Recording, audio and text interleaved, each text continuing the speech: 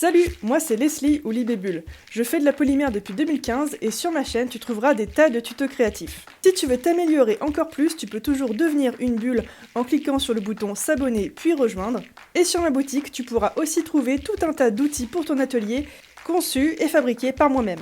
Sur ce, je te laisse avec ce tuto en espérant que tu n'oublies pas de le liker et de le commenter. Bonjour à tous, petite introduction avant votre tuto. Aujourd'hui c'est la reprise du CFC avec le thème Nature Morte et comme vous l'avez peut-être déjà vu sur les réseaux, eh bien nous avons de nouveaux membres au CFC. Je vous invite d'ailleurs à découvrir leur chaîne, elles sont toutes en barre d'infos. Et évidemment vous pouvez nous découvrir aussi via les réseaux sociaux en allant vous abonner à nos réseaux. Le thème Nature Morte n'a pas été du tout le thème le plus facile à aborder. Personnellement, comme d'habitude, j'ai détourné un petit peu le thème en prenant en nature morte du bois, qui est naturellement mort du coup, que j'ai découpé en escargot. Le dessin de l'escargot a bien sûr été réalisé par moi-même et la découpe se fait grâce à ma découpeuse laser. Si jamais cela vous intéresserait de voir sur ma boutique quelques petites estampes comme ça en bois qui sont très sympas à mélanger avec de la polymère pour des boucles d'oreilles ou comme ici pour un petit pendentif, n'hésitez pas à me le dire dans les commentaires.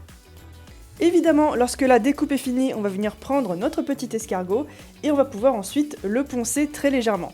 Pour le ponçage, j'ai pris du papier en 800, ça suffit largement.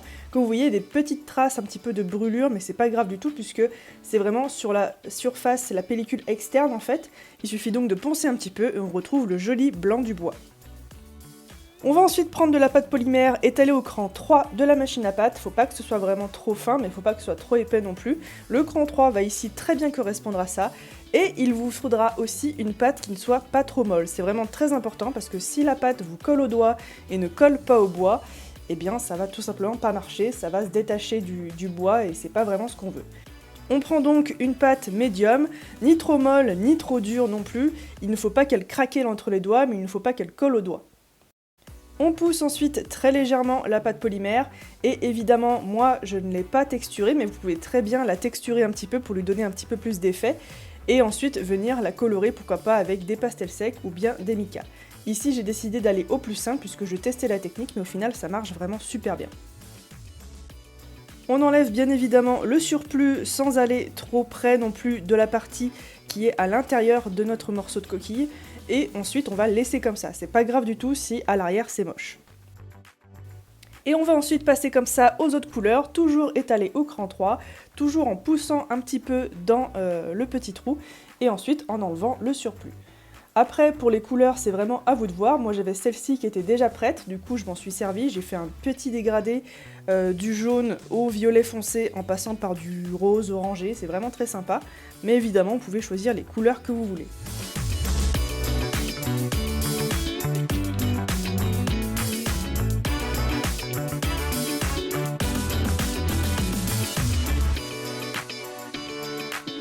Faites peut-être juste attention, ne faites pas comme moi et ne posez pas votre coquillage dans ce sens-là puisque forcément ça va venir aplatir ce que vous avez essayé de bomber.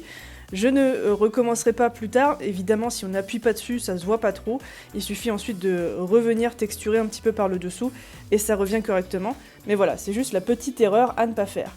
Évidemment ça je l'ai fait avec quelque chose en bois blanc de base, mais vous pouvez très bien peindre le morceau que vous avez découpé, ou bien utiliser une petite estampe en métal.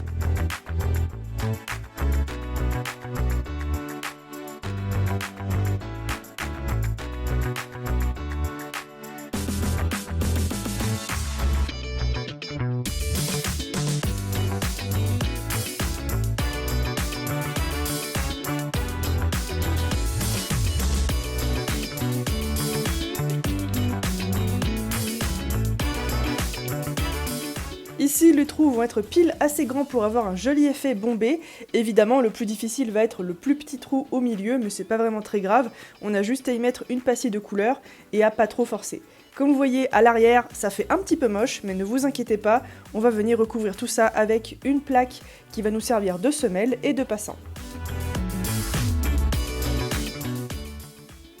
Une fois que vous êtes satisfait de votre résultat, vous pouvez nettoyer très légèrement la surface de vos couleurs si jamais vous les avez tachées un petit peu, comme moi ici avec le jaune.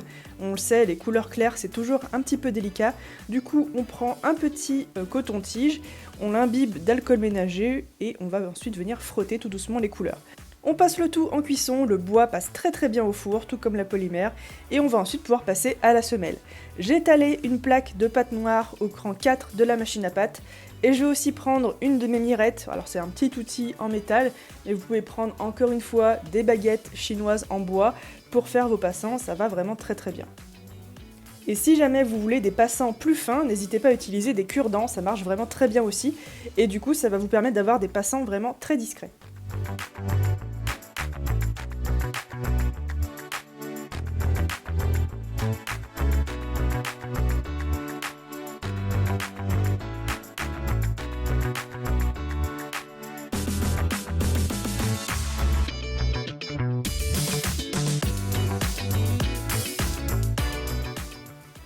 Le gros avantage d'avoir cette espèce de cadre en bois, c'est qu'en fait, on va pouvoir avoir une semelle qui n'est pas forcément très précise. Si vous n'aimez pas faire les semelles et si vous n'êtes pas vraiment bon ou bonne à ça, eh bien pas de problème, puisque du coup ici, même après cuisson, on va pouvoir venir couper un petit peu tout ce qui dépasse, sans avoir pour autant à abîmer la création. Et si jamais vous voulez vous faire connaître ou bien tout simplement signer vos créations, n'hésitez pas à aller sur la boutique et je pourrais faire comme ici un petit tampon personnalisé avec votre logo ou bien juste votre pseudo, n'hésitez pas à me le demander.